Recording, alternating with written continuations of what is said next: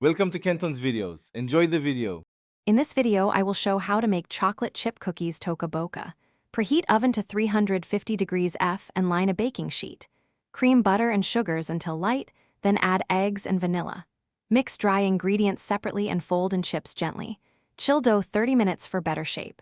Scoop 1.5 tablespoon portions and space them 2 inches apart. Bake 9 to 12 minutes, and in this video I will show how to make chocolate chip cookies Toca Boca. Measure ingredients precisely. 1 cup butter, 3/4 cup granulated sugar, 3/4 cup brown sugar, and 2 eggs. Combine flour, baking soda, and salt, then stir into wet mix.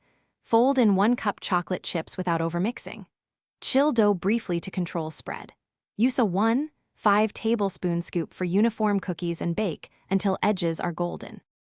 In this video, I will show how to make chocolate chip cookies Toca Boca. Chill the dough at least 30 minutes to prevent flat cookies and to deepen flavor.